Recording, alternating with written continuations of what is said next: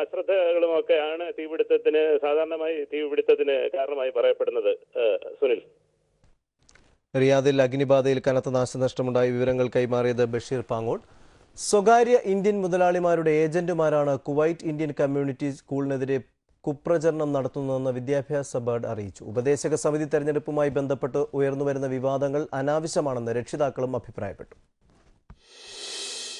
കുവൈറ്റിലെ ഇന്ത്യൻ സമൂഹത്തിന്റെ പൊതുസ്വത്തായ Indian community സ്കൂളിൽ വൻ അഴിമതി നടക്കുന്നുവെന്ന ആരോപണങ്ങൾക്കെതിരെ ബോർഡ് ഓഫ് ട്രസ്റ്റിസ് അംഗങ്ങൾ രംഗത്തെത്തി. പേരന്റ്സ് അഡ്വൈസറി കൌൺസിൽ തെരഞ്ഞെടുപ്പുമായി ബന്ധപ്പെട്ട ആരോപണങ്ങൾ അടിസ്ഥാനരഹിതമാണെന്നും സ്വകാര്യ ഇന്ത്യൻ സ്കൂൾ മുതലാളിമാരുടെ നേതൃത്വത്തിൽ ഇന്ത്യൻ കമ്മ്യൂണിറ്റി സ്കൂളിനെ തകർക്കാനുള്ള ശ്രമങ്ങളാണ് ഇത്തരം ആരോപണങ്ങൾക്ക് പിന്നിലെന്നും ബോർഡ് അംഗവും തെരഞ്ഞെടുപ്പ് നിരീക്ഷകനുമായ വിജയൻ കരയിൽ പറഞ്ഞു.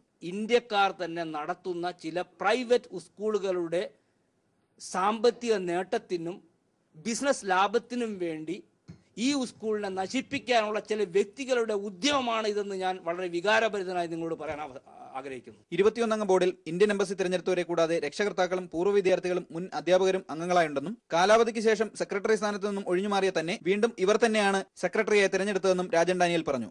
ആർക്കെങ്കിലും എന്തെങ്കിലും മിസ്റ്റേക്കുകൾ കാണിക്കാൻ കഴിഞ്ഞാൽ അതിന്റെ ആർജവത്വത്തോടു കൂടി തന്നെ ഞങ്ങൾ അത് ഉൾക്കൊള്ളാൻ തയ്യാറുമാണ്. അല്ലാതെ ഇതൊരു സ്വകാര്യ സ്വത്തായി വെക്കുന്ന ഒരു പ്രസ്ഥാനം പോലും അല്ല ഇതെന്ന്. പ്രസിഡന്റിനും സെക്രട്ടറിക്കും തെരഞ്ഞെടുപ്പ് നിയമങ്ങൾ ബാധകമല്ല എന്ന് പറയുന്നവർ എന്തിന്റെ തെരഞ്ഞെടുപ്പാണ് സ്കൂളിൽ നടക്കുന്നതെന്ന് മനസ്സിലാക്കണമെന്നും ബോർഡുമായി ബന്ധപ്പെട്ടാൽ ആർക്കും സ്കൂളിന്റെ ഭരണഘടന നൽകാൻ തയ്യാറാണെന്നും അദ്ദേഹം കൂട്ടിച്ചേർത്തു. എല്ലാ വർഷവും ഞങ്ങളുടെ ഫൈനാൻസ് കമ്മിറ്റി അവതരിപ്പിക്കുന്നതായ കണക്കിന്റെ ഡീറ്റെയിൽസ് ഇവിടുത്തെ നോട്ടീസ് ബോർഡിൽ ഞങ്ങൾ ഡിസ്പ്ലേ ചെയ്യും.